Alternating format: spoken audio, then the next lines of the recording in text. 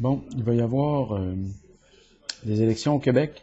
Pendant ces élections-là, on va avoir à choisir un gouvernement pour notre province. On va avoir à regarder les projets de société que ces gens-là nous suggèrent. Moi, j'aimerais ça que les partis politiques qui se présentent nous lancent le défi d'abandonner le pétrole au cours des 15 prochaines années, 10, 15, 20 prochaines années.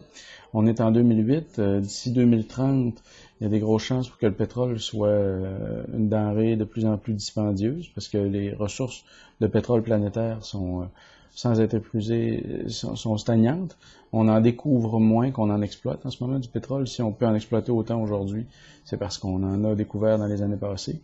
On va atteindre bientôt ce qu'on appelle le pic pétrolier, c'est-à-dire un seuil où la production pétrolière planétaire va commencer à décliner alors que la demande va, elle, continuer de monter, ce qui risque de causer une explosion des prix. Dans la situation actuelle, prenons par exemple 2003. En 2003, on a importé 158 millions de barils de pétrole au Québec dans toute l'année.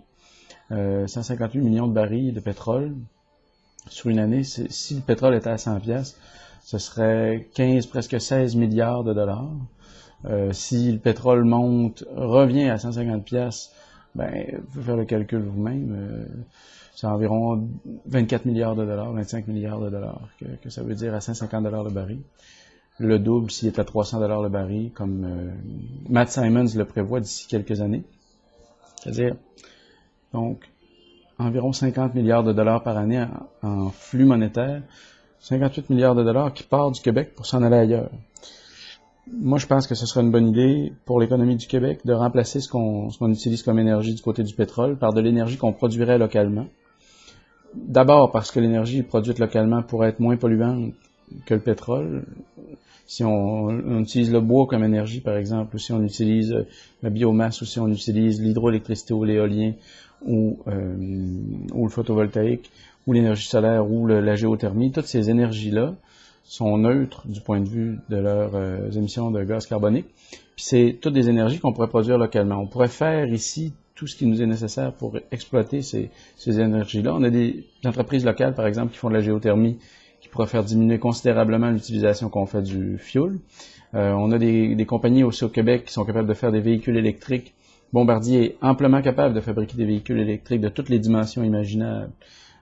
Puis l'électricité, on est capable de la faire ici. On est capable de faire ici des éoliennes. On a une compagnie ici au Québec qui produit les cristaux de silice qui nous permettent de faire des panneaux solaires. On a vraiment tout ce qu'il nous faut pour produire une grande partie de notre énergie ici au Québec. On a des entrepreneurs forestiers qui pourraient nous fournir du bois comme source d'énergie. On en a vraiment toutes sortes d'avenues qu'on pourrait utiliser pour abandonner le pétrole. Puis si on réussit à abandonner le pétrole, à la consommation actuelle, si la consommation de 2003 était maintenue puis s'il était autour de 100 $ le baril, c'est 15 milliards de dollars qui seraient, si on l'abandonnait complètement, injectés dans l'économie du Québec. Mettons qu'on réussit à en abandonner seulement 10% du pétrole qu'on utilise actuellement, par toutes sortes de mesures. C'est déjà 1,5 milliard qui sera injecté dans l'économie du Québec. Je pense que ce serait une bonne idée. Je pense que ce sera 1,5 milliard qui sera bien investi. Je pense que collectivement, ce serait donc quelque chose d'acceptable comme projet de société que d'abandonner le pétrole, que ce soit en recalfeutrant nos fenêtres, en favorisant des programmes d'économie d'énergie de toutes les sortes possibles, en favorisant le covoiturage, en favorisant les transports en commun, en aidant les gens à s'acheter des voitures hybrides ou électriques, idéalement des voitures électriques. Il y aurait toutes sortes d'avenues qu'on pourrait utiliser. Je pense que ça ferait un beau projet de société. Ça nous permettrait d'atteindre les objectifs du protocole de Kyoto. Puis ça nous permettrait de réduire aussi notre balance commerciale, qui pour l'instant fait sortir des milliards du Québec à chaque mois pour aller acheter ailleurs du pétrole ou des voitures qui fonctionnent au pétrole. C'était ma suggestion. Je vous l'envoie en toute sincérité. Tous les partis peuvent la faire leur. Si vous voulez lire là-dessus, cherchez sur Québec Pétrole 2030. Vous allez trouver un excellent rapport écrit par Patrick Derry qui explique un plan de match précis pour abandonner le pétrole d'ici 2030. Fouillez un petit peu, vous allez le trouver sur Internet. Patrick Derry fait partie du groupe de recherche en écologie des battures. Il y a eu beaucoup d'articles qui ont été publiés à propos de son rapport. Vous pourriez trouver aussi probablement des lettres d'opinion qui ont été publiés récemment à propos de l'abandon du pétrole, l'abandon souhaitable du pétrole. Vous pourriez voir une prise de position récente de Bernard Landry sur le sujet. Vous pourriez voir que Pauline Marois, je ne sais pas si c'est seulement un discours fait par hasard, mais elle disait qu'on pourrait abandonner le pétrole en 10 ans au Québec. Vous allez voir que Barack Obama propose qu'on abandonne le pétrole pour la production d'électricité d'ici 10 ans aux États-Unis.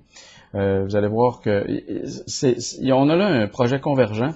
Il n'y a pas eu jusqu'à maintenant une élection lors de laquelle on aurait eu l'occasion de soutenir un parti qui nous donnerait ça exactement comme programme, l'abandon du pétrole. Je pense que là, ce serait le temps que les grands partis nous le proposent, puis nous proposent des programmes d'allègement fiscaux pour tous ceux qui voudront poser des gestes familiaux, des gestes individuels pour aller dans cette direction-là. Merci, bonne journée.